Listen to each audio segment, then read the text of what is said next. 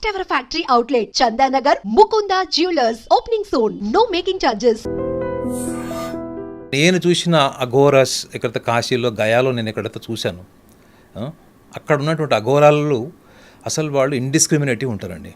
అంటే మనకి main stream సొసైటీకి దూరంగా, మెయిన్ స్ట్రీమ్ సొసైటీలో అడిగేటువంటి ప్రశ్నలు, అటువంటి సమాజంకు ఉన్నటువంటి క్యూరియాసిటీ, ఇన్క్విజిటివిటీ ఏది ఉంటుందో వాటికి అతీతంగా, వాటికి దూరంగా జీవన విధానాన్ని గడపడానికి ఇష్టపడతారు వాళ్ళు. కానీ ఈమె క్వైట్ ఆపోజిట్ ఉంది వాటికి. అంటే రోజుకి ఆమెకి తెలియకుండానే గడిచినటువంటి ఈ 5-6 రోజుల్లో ఆ గుడికి ఎంత పెద్ద ఐడెంటిటీ, అంటే ఇప్పుడు ప్రస్తుతం ఆ గుడికి జరిగినటువంటి అనర్థానికి ఎంత చర్చ జరిగిందో, సెకండ్ కంటెంట్ ఒకవేళ ఏమైనా ఉంది అనుకుంటే, ఇంతమంది మినిస్టర్లు వెళ్ళారు, పొలిటీషియన్స్ వెళ్ళారు, చాలామంది భక్తులు, మహిళలు వెళ్ళారు, చాలామంది దెబ్బలు తిన్నారు, రక్తాలు గారే వరకు భక్తులు కొట్టించుకున్నారు. వీళ్ళ ఎక్కడైనా చర్చ జరిగింది వీళ్ళ గురించి? ఓన్లీ అఘోరిణి గురించి జరిగింది. ఎందుకంటే మన తెలంగాణలో ఉన్నటువంటి మొట్టమొదటి అఘోరిణి అని కూడా పేరు వచ్చింది. సో ఇందులో కొంత కనిపించకుండా ఒక ఐడెంటిటీ ప్యాషన్ కూడా ఉన్నట్టు నాకు అనిపించింది. క్రైసిస్ అని నేను అన్నాను. ఎందుకంటే క్రైసిస్ అంటే ఏంటంటే, మీకు ఎక్కడో అక్కడ నిబంధనలు ఉంటాయి. ఏంటంటే ఆమె నగ్నంగా ఉంది అక్కడ. So social fear, social guilt, social shy ఉంటుంది. ఆమెకు అది లేదు. బూడిద పూసుకొని అక్కడ నుంచున్నది. సో ఆమె సాధన చేస్తున్న దాంట్లో ఏ గురువు దగ్గర అభ్యాసన చేసిందో నాకు తెలియదు, ఎన్ని సంవత్సరాలు చేసిందో తెలియదు. బట్ ట్రెడిషనల్ అఘోరాస్ ఎవరైతే మనం గడిచిన ఒక 17వ శతాబ్దం నుంచి మనం అఘోరాస్ గురించి మనకి ఇన్ఫర్మేషన్ ఉంది. దాని గురించి మనం ఆలోచిస్తే మాత్రం ఈమె కొంచెం వాళ్ళకి తగ్గట్టుగా అయితే లేదు. బట్ ఇది అమెచ్యూర్ స్టేజ్ కూడా కావచ్చు, అంటే స్టూడెంట్ లెవెల్ కూడా కావచ్చు. నాగనాథ్ గారు, ఇప్పటి వరకు కూడా మన ఇద్దరం కూడా ఆమె అని మాట్లాడుతున్నాం. కానీ అతడు మంచిర్యాల జిల్లాలోని ఒక కుగ్రామంలో అతను పుట్టాడు.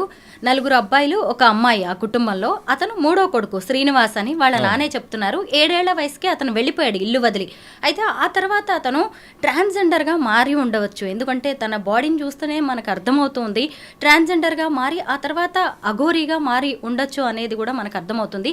అయితే సహజంగా చూసినప్పుడు ట్రాన్స్జెండర్స్కి వాళ్ళ బాడీ విషయంలో ఎప్పుడైతే మగవాళ్ళ నుంచి ఆడవాళ్ళగా మారుతారో, కొంచెం ఆడవాళ్ళగా ఉండే వాళ్ళ వంపు సొంపులు అలాంటివన్నీ చూపించాలనే ఇంట్రెస్ట్ ఎక్కువ ఉంటుంది. కానీ ఇక్కడికి వచ్చినప్పుడు ఈ శ్రీనివాస్ అనే వ్యక్తి, ఈ లేడీ అఘోరి దిగంబరంగా కనిపిస్తున్నాడు. అంటే అలా కూడా తన మహిళగా తనను తాను ప్రొజెక్ట్ చేసుకోవాలని చూస్తున్నట్టుగా అయితే అనిపిస్తోంది. మీరేమంటారు దీని మీద? నేను బ్లంట్గా చెప్పాలంటే చెప్పగలను madam. Aghoras first of all మన సభ్య సమాజంలో మనకు చిన్నప్పటి నుంచి ఏం నేర్పిస్తారండి? మనకు చిన్నగా పుట్టిన తర్వాత మనకేం నేర్పిస్తారు? మనం సమాజంలో ఎలా ఉండాలి, చదువు, విద్య, చుట్టాలు, బంధువులు. అంటే మనకి తెలియకుండానే మన చుట్టుపక్కల ఒక సమాజం అనేటువంటిది ఒక గోడ కడతారు. చుట్టుపక్కల కొన్ని బౌండరీస్ ఉంటాయి.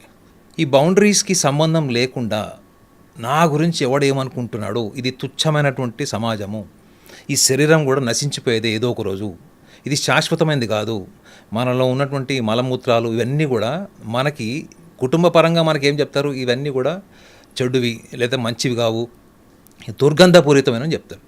కానీ అఘోరాస్కి ఏముంటుంది చెప్పండి? There is nothing as discriminative. అర్థమైందా మేడం? మంచి చెడు అన్నది కాదు. They always believe in experiential.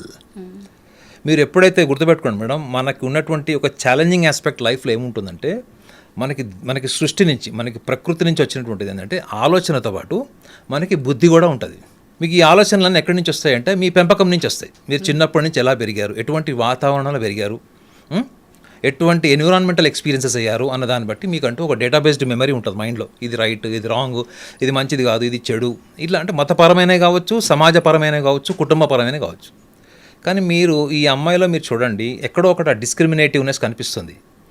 అంటే బుద్ధి ఇంకా షార్ప్ ఉంది మీకు. అంటే వాళ్ళు ఏం చేస్తారు, అసలు బుద్ధినే తీసి పక్కన పెడతారు. ఈ సమాజం అంతా కూడా బుద్ధితో బతుకుతుంది. బుద్ధి అంటే ఎట్లా చెప్పుకోవచ్చు అంటే, మనం ఒక సగటు మనిషికి అర్థమయ్యేటంటే, చిన్నప్పటి నుంచి ఏం చూస్తామండి? అందం చూస్తాం మనం. Got my point? Physical glamour is everything. 100 out of 100%. ప్రతి మనిషికి కూడా శరీరం అందంగా ఉండాలి, అమ్మాయి కానీ అబ్బాయి కానీ. అందంగా ఉండే అమ్మాయి, అందంగా ఉండే అబ్బాయినే మనం ఎక్కువగా ఊహిస్తాం. సినిమాలో హీరోయిన్లు కూడా ఎందుకు అట్లా చూపిస్తారు? దీన్ని మనం ఎలా పెంచుకున్నాం చిన్నప్పటి నుంచి? అందము, ఆరోగ్యము, ఆనందము, ఒక సెక్యూర్డ్ ఎన్విరాన్మెంట్ మనం అనుకుంటాం.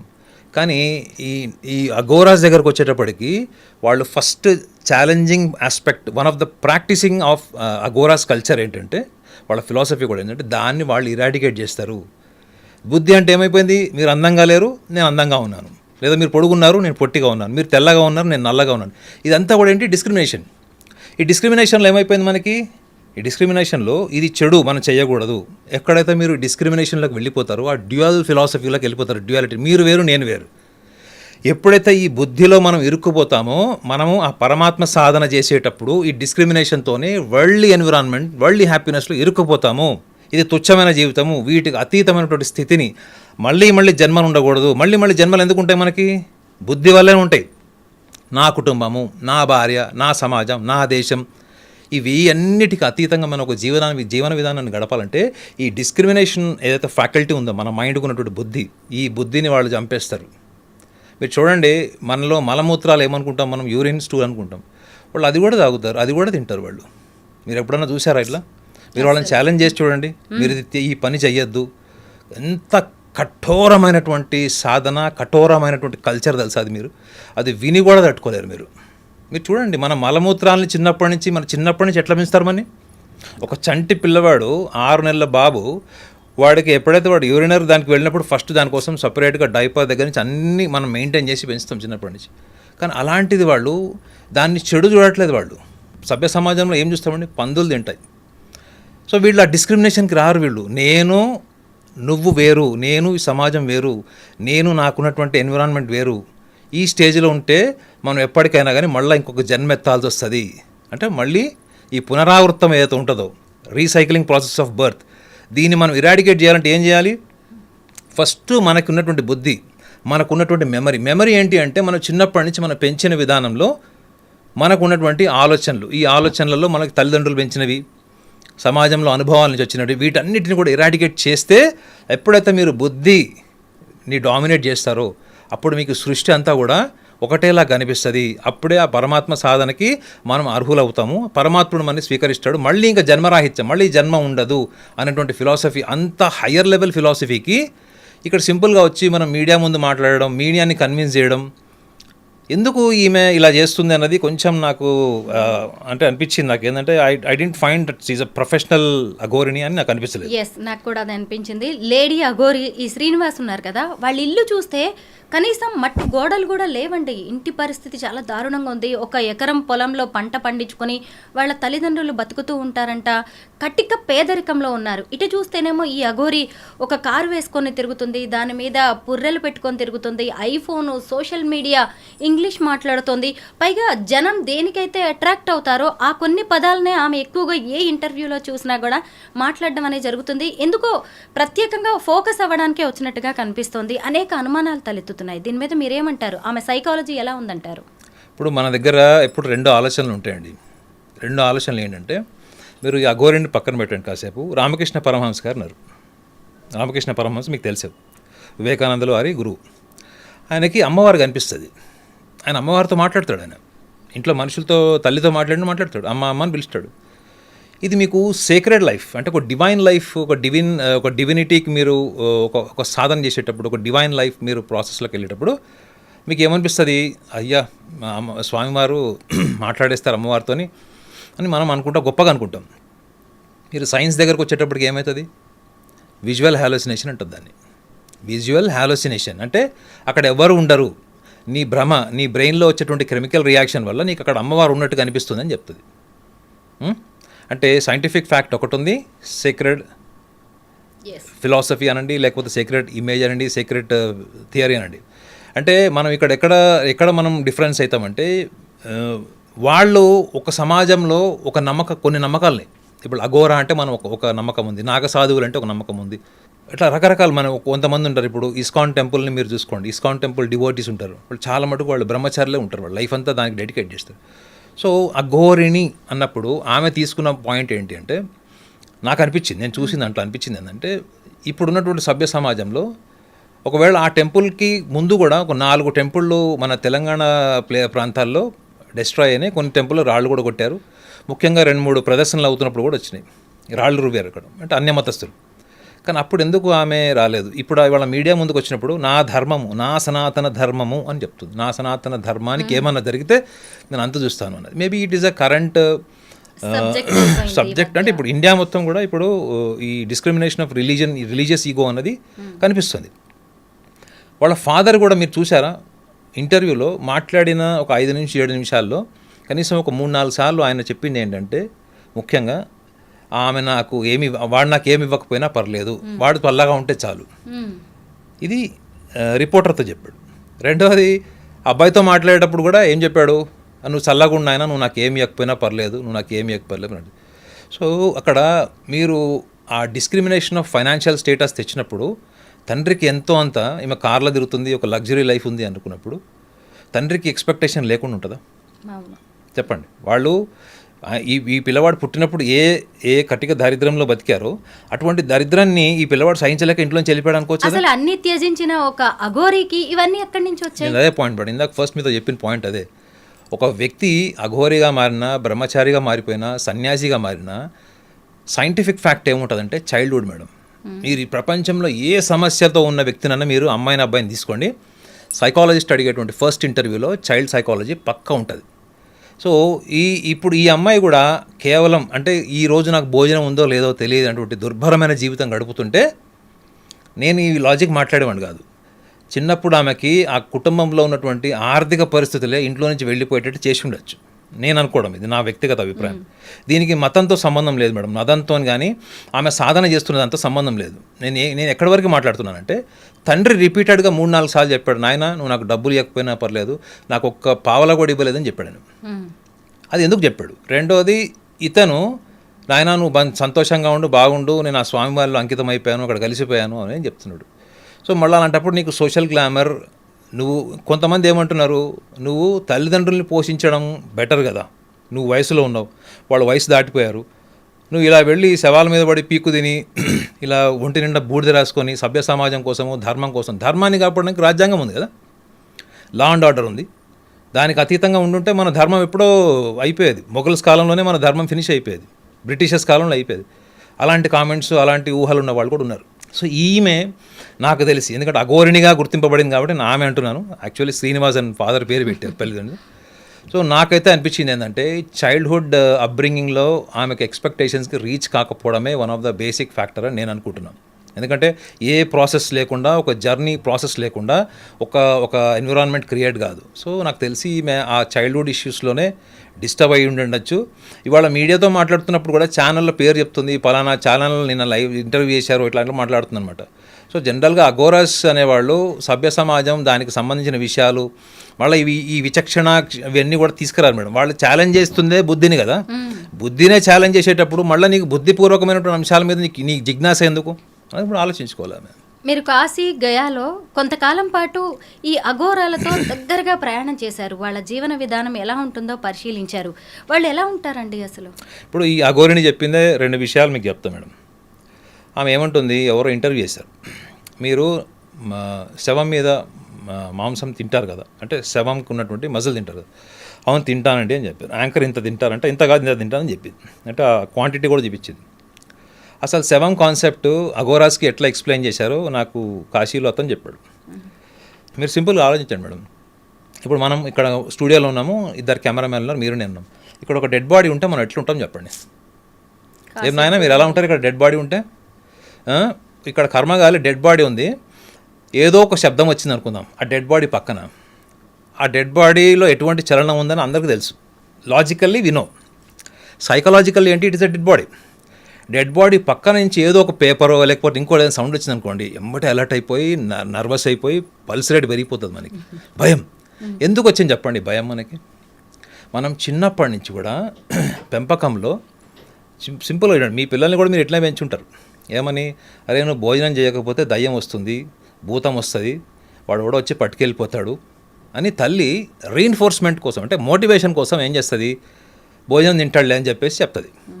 కానీ సైకాలజీ ఏం చెప్తుంది, మీరు భయపెట్టి ఏదైతే బెదిరిస్తారో, ఆ బల్లికి పట్టిస్తాను, కాక్రోచ్కి పట్టిస్తాను, పిల్లికి పట్టిస్తానని మనం చెప్తాం చిన్నప్పుడు, కానీ వాళ్ళకి అది అన్కాన్షియస్లో మెమరీ అయిపోతుంది. మీకు తెలుసా, అంటే 10 మందిలో 6 అయ్యే ఛాన్స్ ఉంటుంది. అంటే సైన్స్ ఇంతవరకు రీసెర్చ్ చేసింది దాని మీద.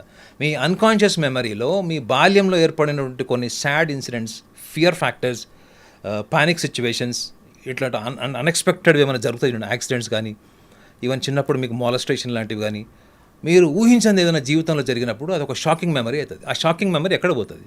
మీ అన్కాన్షియస్లో ఉంటుంది. సో మీరు సాధన చేసేటప్పుడు నేను ఇందాక కూడా చెప్పా కదా, అఘోరా సాధన మొత్తం కూడా బుద్ధి మీదనే ఉంటుంది. అంటే దేనికైతే మీరు భయపడరో, దేనికైతే భయపడతారో, ఇది డిస్క్రిమినేషనే కదా. సో ఈ శవాలతోని వాళ్ళ జీవితం గడపడం, శవాల శ్మశానంలో గడపడము, శవాల మీద కూర్చొని సాధన చేయడం, శవాల మీద కూర్చొని వాళ్ళు వాళ్ళ type of mystical occult based వాళ్ళు మెడిటేషన్ లాంటివి చేస్తారు. వాళ్ళు అవన్నీ ఎందుకు చేస్తారు? ఈ మనకు అంతర్లీనంగా అంతర్చేతనంగా అన్కాన్షియస్లీ ఉన్నటువంటి ఫియర్ పోగడానికి. అంతకు తప్ప వేరే ఏ థియరీ లేదు మేడం. మీకు భయం, అల్టిమేట్ భయం చావే. Ultimate the eternal fear is death, fear of death. Death fear లేనివాడు ఎవడు ఉండడు, చెప్పుకుంటారు అంత పైకి. సో ఈ సాధన చేసడంలో ఏంటి మెయిన్ ప్రాసెస్ ఏంటంటే, శవాలతో ఉండి శవాల మధ్యలో గడుపుతూ శవం మీద కూర్చొని ఆ శవం మీద అటువంటి అది తినడం అంటే ఏంటి, అది తింటున్నప్పుడు మీరు ఎప్పుడన్నా గమనించారా మేడం? ఒక్క వీడియో చూపించాడు నాకు, నేను చూశాను, వాళ్ళని అడిగాను కూడా. మనం ఇంట్లో తింటాం చూడండి, ఐస్ క్రీమ్ తిన్నట్టు, మంచూరియా తిన్నట్టు వాళ్ళు తింటున్న వాళ్ళు ఒకటి చూపించండి. వాళ్ళు శవం మీద తీసుకొని దే విల్ బైట్. మీరు వండిన మాంసమే తింటేనే మీకు అరగడానికి టైం పడుతుంది. పచ్చి మాంసం తింటే అరుగుతుందా లేదా కామన్ సెన్స్ లేకుండా ఉంటారా వాళ్ళు? అంటే అది అబద్ధం అంటారా మేడం? వాళ్ళు తినడం అంటే ఏంటి? It is a practice madam. It is a practice. ఏంటి? మీరు ప్రాక్టీస్ చేస్తే మీ body mind coordination against the fear, how it face the battle. మీరు మీ బాడీ మైండ్ కోఆర్డినేషన్ అంటే మీకు ఆల్రెడీ చెప్పా కదా, మీకు చిన్నప్పటి నుంచి పెంపకంతో వచ్చేటువంటి ఒక బుద్ధి, ఒక మెమరీ. మనకు చిన్నప్పుడు తల్లిదండ్రులు చెప్తారండి, పచ్చి మాంసం మటన్ షాప్కి వెళ్ళి పచ్చి మాంసం తీసుకురారా, తినమని చెప్తారా? వండి మసాలా గిసాలా వేస్తే తింటున్నారు మీరు. అదే పచ్చి మాంసం తినమని చూద్దాం, నీసు వాసన వస్తుంది. శరీరం నీసు వాసన రాదా మేడం? అసలు మీకు చనిపోయిన బాడీ దాకా ఎందుకు, మామూలుగా కట్ అయితేనే మీకు బ్లడ్ నుంచి వచ్చే వాసన ఎంత దుర్గంధం ఉంటుంది మనకి. మరి వాళ్ళు ఎట్లా తింటున్నారు? అది తినడం కాన్సెప్ట్ కాదు మేడం. అది you are eradicating the fear against the death and dead body. Okay, ఇది నేను వాళ్ళతోని లోతుగా మాట్లాడినప్పుడు అర్థం చేసుకుంది. వాళ్ళు ఏం తింటారో అది తింటారు. అది తినడం అంటే ఏంటి madam? Maybe percentage of quantity this much. అంటే ఏంటి? వాళ్ళు తిని మనం అన్నం తిన్నట్టు, పరవన్నం తిన్నట్టు, బిర్యానీ తిన్నట్టు తింటారని చూడండి. వాళ్ళు ఎవ్వరు అలా చెప్పలేదు. వాళ్ళ కాన్సెప్ట్ ఏంటి? Eradicating the fear of death and the dead body. కాబట్టి వాళ్ళు శ్మశానంలో ఉంటారు. మనం శ్మశానంలో ఉంటామా? మన మెయిన్ స్ట్రీమ్ సొసైటీలో ఒక కార్పొరేట్ డెసెప్టివ్ సోషల్ ఎన్విరాన్మెంట్లో మనం బతుకుతాం. ఒకడంటే ఒకడికి నచ్చదు, ఒకళ్ళంటే ఒకడికి పడదు, ఒకడు బాగుపడితే ఒకటి చూడి సహించలేదు. కానీ మనం ఒక హిపోక్రసీతోని మనం అంతా నవ్వుతూ అవన్నీ బాగుందని అద్భుతం అని చెప్పి మాట్లాడతాం. వాళ్ళు ఏంటి? వాళ్ళు బట్టలు వేసుకున్నారా లేదా, గడ్డం పెరుగుతుందా లేదా, జుట్టు పెరుగుతుందా లేదా, గోళ్ళు పెరుగుతున్నాయా లేదా, మీ శరీరం మీద ఎటువంటి మార్పులు వస్తున్నాయి అన్నది కూడా గమనించినటువంటి స్థితికి వాళ్ళు వెళ్తారు. మీరు రోజు స్నానం చేయాలి, పొద్దున్న లేచి 6 గంటల కంటే, మళ్ళీ అది డిసిప్లైనే. They follow the discipline between the devotee and the divine. గుర్తుపెట్టుకోండి, ఒక భగవంతుడు భక్తుడు అంటారు చూడండి. ఈ డివైన్ డివోటీ వీళ్ళిద్దరి మధ్యలో ఉన్నటువంటి సంబంధమే వాళ్ళు నమ్ముతారు, అంతే తప్ప. అది కూడా ఎవరు? అల్టిమేట్ లార్డ్ శివుడు కూడా శ్మశానంలోనే ఉంటాడు, బూడిద చూసుకుంటాడు, పులి చర్మము తోలి కట్టుకుని ఉంటాడని చెప్తారు కదా. వీళ్ళు సేమ్ లైఫ్ స్టైల్ ఫాలో అవుతారు. వీళ్ళు ఇంకోటి అంటే గాంజాయి తాగుతారు. నేను ఇంకొక చిన్న ఎక్స్పీరియన్స్ చెప్తాను, నాకు అఘోరా నాతో షేర్ చేసి చెప్తాను. మీరు అంటున్నారు కదా ఇప్పుడు డెడ్ బాడీ మీద అఘోరిని కూర్చుంది, మాంసం తింటుంది, ఇవన్నీ చెప్తున్నారు కదా. వీళ్ళు సాధకులు మేడం. ఇందులో వీళ్ళు స్టూడెంట్ లెవెల్ వాళ్ళు ఉంటారు, గ్రాడ్యుయేట్స్ ఉంటారు, పోస్ట్ గ్రాడ్యుయేట్స్ ఉంటారు, పిహెచ్డి స్కాలర్స్ ఉంటారు, యూనివర్సిటీ ప్రొఫెసర్స్ కూడా ఉంటారు. అంటే అందులో ఆ లెవెల్కి సాధన చేసిన వాళ్ళు ఉంటారు. మీరు చనిపోయిన డెడ్ బాడీ మీద కూర్చొని వీళ్ళు సాధన చేస్తారు. చనిపోయిన డెడ్ బాడీకి లోపల ఎయిర్ బ్లాక్ ఉంటుంది మేడం. అంటే చనిపోయిన తర్వాత కూడా మీకు ఎయిర్ బ్లాక్ ఉంటుంది, పర్సంటేజ్ ఆఫ్ ఎయిర్ బ్లాక్ ఉంటుంది. సో ఒక సాధకుడు సాధన చేస్తున్నాడట. గురువు, ఇది నాకు చెప్పింది గురువు. ఒక శిష్యుడు ఎలా చనిపోయాడో చెప్పాడు. సాధకుడు సాధన చేస్తున్నాడు, గుండె మీద కూర్చున్నాడు, ఆ శవంతో వాళ్ళ ఫిజికల్ ఇంటరాక్షన్, వాళ్ళ అకల్ట్ ఇంటరాక్షన్ వాళ్ళకు ఉంటుంది కదా. ఒక్కసారి ఏమైంది, డెడ్ బాడీ కదిలింది, ఆ లోపల ఉన్న ఎయిర్ నోరు ద్వారా బయటకు వచ్చేసింది. ఏమైంటుంది? హార్ట్ అటాక్ వచ్చి చనిపోయాడు. ఎవరు? ఈ సాధకుడు. ఇప్పుడు దీన్ని బట్టి మీకు ఏమర్థమవుతుంది మేడం? What is that they are practicing? అంటే ఆ డెడ్ బాడీ మళ్ళీ లేచింది, బతికింది అనే అజంప్షన్కి వెళ్ళిన within no time cardiac arrest చనిపోయాడు. ఇది స్వయంగా ఆ గురువు గారు ఎవరైతే శిష్యులు ఉంటారో ఆయన చెప్పారు, వాళ్ళ దగ్గర కనీసం 12 నుంచి 14 సంవత్సరాల వరకు వీళ్ళ దగ్గర సాధన చేస్తారు. కఠోరమైన సాధన చెప్పారు కదా, చెప్పుకొని కూడా చెప్పుకోలేము మనం లైవ్లో, అంత భయంకరంగా ఉంటుంది సాధన వాళ్ళది. నాగనాథ్ గారు, మరి ఈ సెక్స్ కోరికలేంటి, మళ్ళీ శవాలతో సంభోగం, ఇలాంటివన్నీ నిజమేనా అఘోరాలకు సంబంధించి? శవాలతో సంభోగం నేను వినలేదు మేడం. వాళ్ళు శవాలతో సంభోగం అనేది నేను వినలేదు. ఆ శవాలతోని ఉండేటువంటి అసోసియేషన్ ఏదైతే వాళ్ళు డెడ్ బాడీస్తో ఉంటారు, శ్మశానంలో ఉంటారు, పూడ్చిపెట్టేసిన శవం బయటికి తీస్తారు. సో ఆ యంగ్ డెడ్ బాడీ అయితే వాళ్ళు చనిపోయిన ఎన్ని గంటలకు చనిపోయారో అనుకుంటారంట, ఇతను ఎన్నింటికి చనిపోయాడని. మీకు తెలుసా కాశీలో ఘాట్ ఉంది కదా మనకి, అది ఏం ఘాట్ అంటారంటే దాన్ని హరిశ్చంద్ర ఘాట్ అంట. నేను అక్కడ నా ఫోటోలు కూడా నేను చూపిస్తాను మీకు. అక్కడ కాలుస్తూ ఉంటారు, అక్కడ కాలుస్తుంది శవాలు. అక్కడ నేను వాళ్ళతో మాట్లాడుతుంటే ఫోటో తీశాడు ఎవరో ఒక ఆయన, మాకు తెలియకుండా తీశాడు. ఆ ఫోటో ఉంది, చూపిస్తాను మీకు. ఎందుకు అంటే అక్కడ చచ్చిపోయినప్పుడు ఆ క్రిమేషన్ అది ప్రాసెస్ ఉంటుంది కదా, ఫార్మాలిటీస్. చాలామంది అఘోరాస్కి వచ్చినప్పుడు వాళ్ళకి యంగ్ బ్లడ్, ముఖ్యంగా యంగ్ అంటే యవ్వనంలో ఉన్నటువంటి వాళ్ళ డెడ్ బాడీస్ మీద వీళ్ళు వాళ్ళ చనిపోయిన ఎన్ని గంటలు అంటే వాళ్ళకు ఒక క్యాలిక్యులేషన్ ఉంటుంది, 24 hours or 12 hours and. So ఈ 24 hours ఆర్ మేబీ 48 hours ఏమో నాకు తెలీదు. ఆ సాధన చేసేటప్పుడు వీళ్ళు ఆ ఎనర్జీ మీద వీళ్ళు వర్క్ చేస్తారు. ఆ చనిపోయిన యంగ్ బాడీ అయితే అది ముసలి వాళ్ళది, వయసు దాటిపోయిన వాళ్ళ మీద చెయ్యరు. సో కాబట్టి అక్కడ చాలామందికి ఒక ఇన్స్ట్రక్షన్ ఏముంటుంది చెప్పండి, యంగ్ డెడ్ బాడీ అక్కడికి వస్తే ఆ కుటుంబ సభ్యులకు చెప్తారు, మీరు అఘోరాకి వాళ్ళకి చెప్పొద్దు, ఎన్నింటికి చనిపోయాడు, ఎంత వయసు చెప్పొద్దు అని చెప్తారు. అంటే వీళ్ళు ఏం మిస్టికల్ సాధన చేస్తారు, దాని నుంచి ఏం ఎనర్జీ పొందుతారు అన్నది వాళ్ళ ఓన్ థియరీ. అది మనకు చెప్తే కూడా నవ్వొస్తుంది. సో వీళ్ళందరూ శవాలతో సంభోగం చేస్తారన్నది మాత్రం అది కరెక్ట్ కాదు మేడం. అది ఒక మెంటల్ డిసీజ్. అది శవాలతో సంభోగం చేయడం అనేది సైకాలజీలో it is a big disorder అది. కానీ వాళ్ళు శవాలతో సంభోగం చేయరు. బట్ శవాలతో ఎందుకు తింటారు, శవం మీద కూర్చొని ఎందుకు సాధన చేస్తారు, ఇవన్నీ కూడా అన్నిటి వెనక ఒకటే ఫ్యాక్టర్ ఏంటంటే the fear, to overcome the fear and eradicating the fear which was nurtured from the childhood. అయితే అఘోరాల్లో ఎక్కువగా మగవారే ఉంటారు, కానీ కొంతమంది ఆడవాళ్ళు కూడా అఘోరీలుగా మారుతూ ఉంటారు. కాకపోతే నియమాలు వేరుగా ఉంటాయి, వారు మారడానికి వీరు మారడానికి నియమాలు వేరుగా ఉంటాయి. అఘోరీలకి సంబంధించిన రూల్స్ మీకు ఏమైనా ఐడియా ఉన్నాయా? అంటే ఫండమెంటల్లీ ఇద్దరికి ఒక కామన్ పాయింట్ ఏముంటుందంటే, వాళ్ళు ఒక గురువు దగ్గర 12 సంవత్సరాల నుంచి 15 సంవత్సరాల వరకు కఠోరమైనటువంటి అభ్యాసన చేయాలి.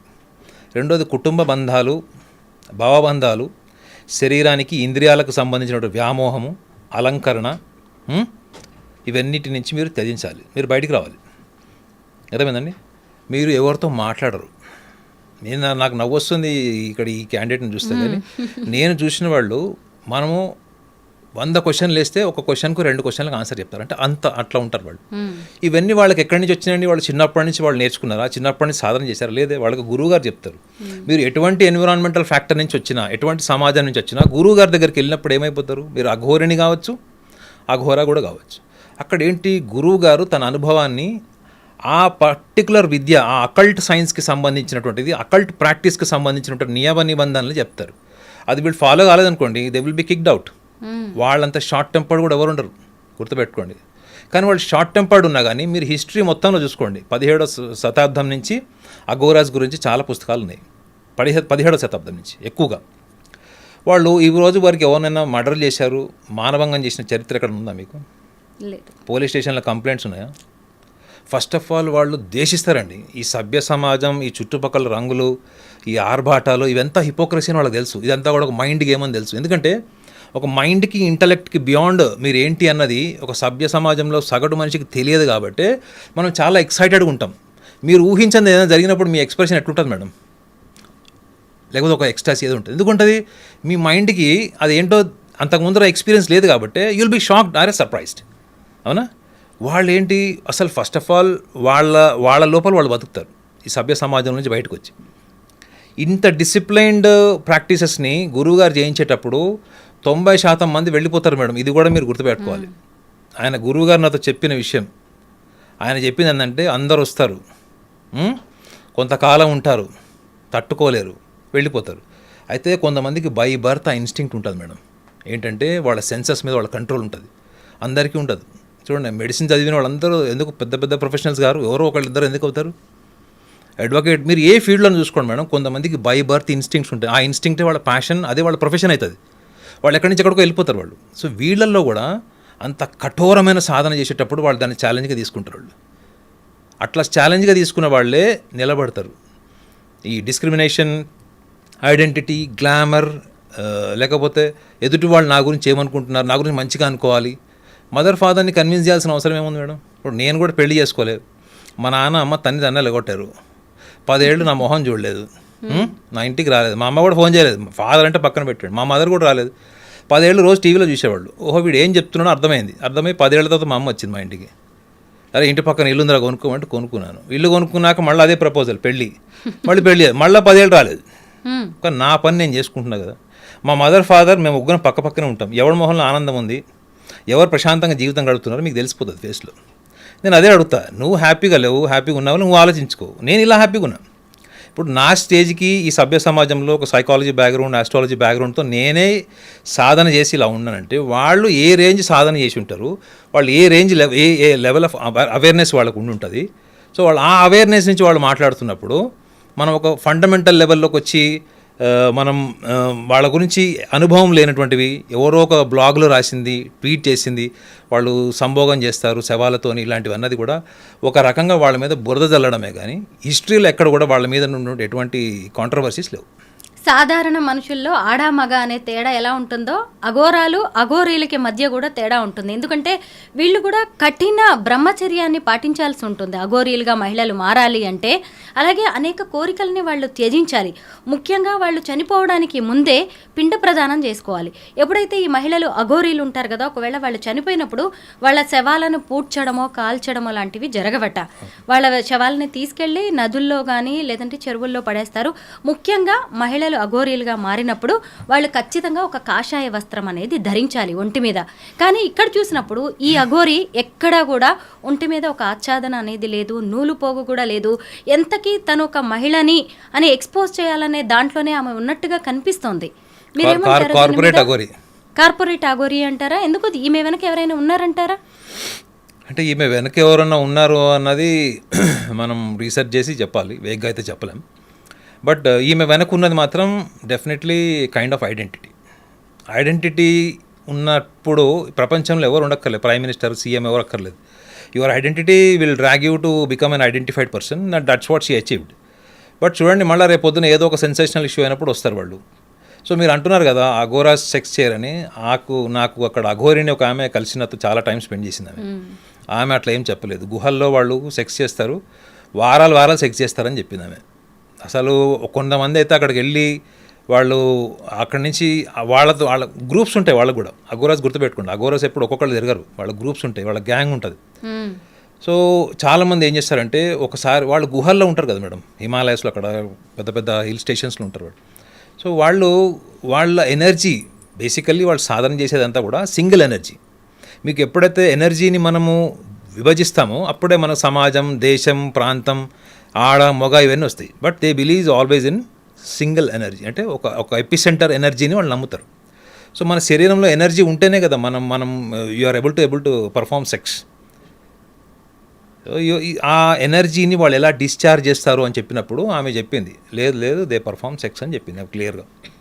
సో కొంతకాలం గడిపిన తర్వాత కూడా ఆమె మాటల్లో చాలా విషయాలు నేను ఫస్ట్లో అంతా పట్టించుకోలేదు, ఎందుకంటే మంచి కార్పొరేట్ ఇంగ్లీష్ మాట్లాడుతుంది, అంత బాగుంది. అన్లెస్ అని అంటే నేను ఆమె వీడియోస్, ఫొటోస్ చూసిన తర్వాతనే నాకు అప్పుడు అనిపించింది ఈమె చేసిన సాధన వేరు. కానీ ఈమెకి ఏమైపోయిందంటే అక్కడ ఆ సాధన చేసి ఆ మౌంటైన్స్లో ఉండి అక్కడ సరిగా తిండి తినకపోవడం వల్ల కిడ్నీస్ ప్రాబ్లం వచ్చి ఆమె మళ్ళీ ఇక్కడికి వచ్చి వాళ్ళ గురువుగారు పర్మిషన్తో వచ్చింది ఆమె మళ్ళీ. ఆమె చెప్పిన విషయం ఏంటంటే, మనం ఏం చేస్తామంటే సభ్య సమాజంలో ఎవరన్నా అక్కడ కింద పడిపోతే మంచినీళ్ళు ఇస్తాము, వాడు ఎందుకు పడిపోయాడు వాడు హాస్పిటల్ తీసుకెళ్తే ఇవన్నీ చేస్తాం. అక్కడ అట్లా కాదు మేడం, వాడికి మంచినీళ్ళు ఇస్తే వాడు బతుకుతాడంటే కూడా వాళ్ళు ఇవ్వరు. తెలుసా ఎందుకు ఇవ్వరు? That is what is your life. మీరు అక్కడ ఉన్నారు మేడం సాధకులు, మీకు మంచినీళ్ళు లేవు, కానీ ఇప్పుడు మీకు మంచినీళ్ళు ఇస్తే మీరు ఇంకొక 10 years బతుకుతారు, ఇంకొక డ్యూరేషన్. అయినా ఎవ్వడు పట్టించుకోడు. నీ జీవితం నీది, ఎందుకు వచ్చావు? ఈ సాధన ఇలానే ఉంటుంది. అంటే ఒకళ్ళ మీద ఒకళ్ళకి జాలి, ప్రేమ, అనురాగం ఉంటే వాళ్ళ అఘోరాలు ఎందుకు మేడం? వాళ్ళు కూడా పెళ్లి చేసుకొని శుభ్రంగా సభ్య సమాజంలో బతకచ్చు కదా.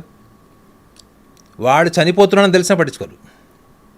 ఇది ఆమె నాకు స్వయంగా చెప్పిన విషయం. గుహల దగ్గర అట్లా ఉండేవి, చాలా డెడ్ బాడీస్ అలా ఉంటే తర్వాత శరీరం అంతా నశించిపోయి అస్థిపంజరం కూడా మిగిలిపోతుంది. కానీ అసలు అఘోరాలని మనం శివుడి ప్రతినిధులుగా చూస్తాము, దైవదూతలుగా చూస్తాము. వాళ్ళు కూడా పరమాత్మలో లీనం అవ్వడానికి సాధన చేస్తూ ఉంటారు, బ్రహ్మచర్యం పాటిస్తూ ఉంటారు. అలాంటి వ్యక్తులు ఇలా సెక్స్ విషయంలో మరి ఎందుకు మీరు సభ్య సమాజంలో మొరల్ బేస్డ్ సెక్స్ గురించి మీరు మాట్లాడుతున్నారు. మొరల్ బేస్డ్ సెక్స్ ఏంటి? మన దగ్గర పెళ్లి చేసుకొని పిల్లల్ని కనాలి, దట్ ఈస్ మొరాలిటీ. ఎందుకంటే ఒక అమ్మాయి ఒక అబ్బాయితోనే ఉండాలి, ఒక అబ్బాయి అమ్మాయితోనే ఉండాలి. వాళ్ళు చెట్టులాగా ఉంటాళ్ళు మేడం, వాళ్ళు చెట్టులాగా పెరుగుతారు, వాళ్ళు అంతే. ప్రకృతిలాగా పెరుగుతారు, ప్రకృతితోనే మమైకమైపోతారు. వాళ్ళకి ఎప్పుడన్నా ఆరోగ్య సమస్యలు వచ్చినాయి, లేకపోతే వాళ్ళకి ఫీవర్ వచ్చింది, లేకపోతే ఇంకేదైనా ప్రాబ్లం వచ్చింది అనుకుంటే వాళ్ళు ఎక్కడైనా డాక్టర్ దగ్గర పోయిన హిస్టరీ ఉందా? చెప్పండి. మన సమాజానికి సంబంధించి సెక్స్ చేయడం తప్పు. ఎందుకు మొరల్ బేస్డ్ మాట్లాడతాం, మొరాలిటీ మాట్లాడతాం, మొరాలిటీ అండర్ ఇవన్నీ మాట్లాడతాం. వాళ్ళు అసలు నువ్వు ఎవరో కూడా గుర్తుపెట్టుకోరు. వాళ్ళు ఎవరితో సెక్స్ చేశారు, అందరూ సెక్స్ చేశారని ఆమె చెప్పలేదండి.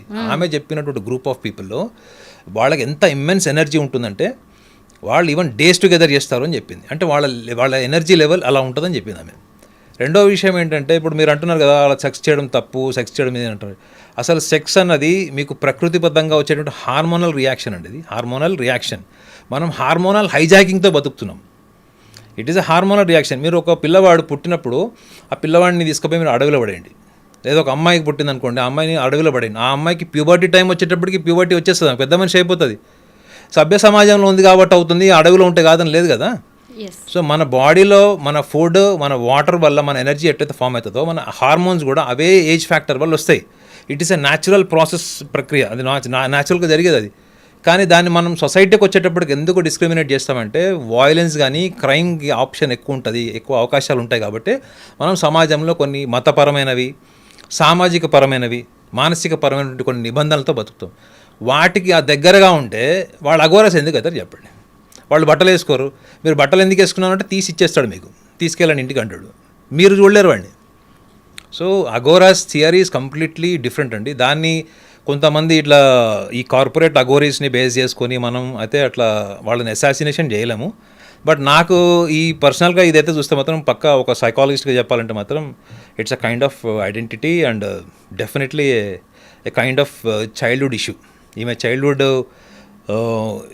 పర్సనాలిటీ ఇష్యూస్ అన్నీ చూస్తే కూడా ఇప్పుడు చూడండి మేడం, చిన్నప్పుడు నాకు షూస్ అంటే చాలా ఇష్టం ఉండేది, వాచెస్ అంటే చాలా ఇష్టం ఉండేది. సో మా ఫాదర్కి నేను అడిగే ధైర్యం కూడా లేదంటే మా ఫైనాన్షియల్ పొజిషన్ ఎట్లా ఉందో మీరు ఇమాజిన్ చేయండి. మా ఇంటికి వచ్చి చూడండి, ఒక షాప్ ఉంటుంది షూస్ది, వాచ్ది ఒక షాప్ ఉంటుంది. ఎందుకు? నేను డబ్బు సంపాదించిన తర్వాత నేను కొనుక్కున్నవన్నీ నా అన్కాన్షియస్లో, నేను కూడా చెప్పానండి, చిన్నప్పుడు మీరు దేన్నైతే అణిచివేస్తారో, కోరికలు చనిపోతాయో, బరిడాలు ఉంటాయో, అవి మీకు యంగ్ ఏజ్ వచ్చినప్పుడు, మిడిల్ ఏజ్ వచ్చినప్పుడు అవే మీకు ఒక కాన్షియస్లీ మీలో డెవలప్ అయ్యేటువంటి ఒక డిజైర్ కింద ఫామ్ అవుతుంది. ఇప్పుడు ఆమెను చూసినప్పుడు ఆమె కారు కూడా ఎంత మాడిఫైడ్ అని చూసారా మీరు? It's not an ordinary car. నా కారు కూడా లేదు అంత మాడిఫికేషన్తో. ముందర మంచిగా డిస్ప్లేలో పెట్టి, అంటే బహుశా సోషల్ మీడియాకి ఎట్లా పనికి వస్తుందో అట్లా మంచిగా డెకరేట్ చేసిన అనిపిస్తుంది. నేను అది అసాసినేట్ చేయట్లేదు, బట్ సైకాలజిస్ట్గా అర్థం చేసుకున్నాను. ఇప్పుడు ఆమె నాతో మాట్లాడింది అనుకోండి, నేను ఆమె ఫస్ట్ అడిగే క్వశ్చన్ అదే ఉంటుంది కదా, నేను నా స్టైల్లో అడుగుతా, అర్థమైందా? నా స్టైల్లో నేను అడుగుతా, బయటపడిపోతా, తెలియకుండా వాళ్ళు బయటపడతారు, ఎందుకంటే అది మా స్కిల్ అది. కానీ ఇవాళ ఒక ఆర్డినరీ పర్సన్ ఏమనుకుంటాడు, దానికి ఒక మతపరమైనటువంటి రిలేషన్. అఘోరస్కి ఏం మతం గీతం ఏమి ఉండదండి, వాళ్ళకి సూపర్ కాన్షియస్ ఉంటుంది అంతే. సూపర్ కాన్షియస్, ఫామ్లెస్, ఒక ఫామ్ ఉండదు, ఒక క్యారెక్టర్ ఉండదు, ఏముండదు. ఇవన్నీ ఫామ్, క్యారెక్టర్ ఇవన్నీ కూడా మళ్ళీ బుద్ధికి సంబంధించినవే. వాళ్ళు ఏ సమాజం అయితే బుద్ధి కోసం బతుకుతుందో, బుద్ధితో బతుకుతుందో దాన్ని వాళ్ళు షూట్ చేసేస్తారు మేడం. దాన్ని కాళ్ళ కింద చెప్పు కింద పెడతారు. అంటే ఆ లెవెల్కి వెళ్ళాలంటే మీరు ఇమాజిన్ చేసుకోండి, ఏ రేంజ్ సాధన చేయాలి, ఏ రేంజ్ మీరు కష్టపడాలి. ఫిజికల్ పెయిన్ టెర్రబుల్గా ఉంటుంది వాళ్ళు ఉండే అట్మాస్ఫియర్లో, వాళ్ళు ఉండే హిల్ స్టేషన్స్లో. తిండి సరిగా ఉండదు, వాళ్ళ బాడీలో మెటబాలిజం ఎట్లుంటుంది, వాళ్ళ ఫిజికల్ ఎండ్యూరెన్స్ ఎట్లా రెసిస్ట్ అవుతుంది అక్కడ కండిషన్స్కి. వీటన్నిటిని తట్టుకొని ఉండగలిగే వాళ్ళే ఆ సాధనకి వెళ్తారు. అందులో ఈ 14 ఏళ్ళు ఉంటారు చూడండి గురువు దగ్గర, అక్కడికే గురువుకు తెలిసిపోతుంది. చూడండి, ఇక నేను మేళ్ళు వేసుకున్న ఈ మాల కూడా ఏ గురువు గారు తను కలిశాడో నాకు ఆయన ఇచ్చాడు నాకు. ఇది 2010 పుర్రెల దండ వేసుకుంటే మీకు ఏమనిపిస్తుంది? ఇది పుర్రెల దండ కాదు, ఎటర్నల్ ఫ్యాక్ట్, ఇది రియాలిటీ. ఇది this is what is the destiny of any human being. I right are wrong? This is the ultimate journey. మీరు ప్రతిరోజు మీరు జర్నీ చేసేది ఎటువైపు చెప్పండి? రియాలిటీ. మీరు ప్రతిరోజు జర్నీ చేసేది శ్మశానం వైపే. అంతేనంటారా? చావు వైపు. ఇప్పుడు ఒక సేయింగ్ ఉంది ఏంటంటే, నీకు ఈ సంవత్సరం బర్త్డే అయిందని సెలబ్రేట్ చేసుకోవడం కాదురా, నీ లైఫ్ స్పాన్లో ఒక సంవత్సరం తగ్గిపోయింది. అవునండి. అవునా కదా? సో మనం జర్నీ చేసేది ఎక్కడికి madam? This is the ultimate beauty of the human being. మనిషి ఎంత అందంగా పుట్టినా, ఎంత అద్భుతంగా పుట్టినా, ఎంత హైట్ ఉన్నా, వెయిట్ ఉన్నా, the end of the day the ultimate shape of the human being is this. ఆ మాల మీకు ఒక అఘోరా ఇచ్చారా? అఘోరా నేను చెప్పాను, ఆయన గురుగారు ఆయన చెప్పాడు, ఆయన కలిసినప్పుడు ఇచ్చాడు. చాలా ఇంటరాక్షన్ జరిగింది. బట్ ఏంటంటే ఆయన కూడా నా లైఫ్ స్టైల్ అది కొంచెం నచ్చుంటుంది, లేకపోతే అంతసేపు మాట్లాడరు.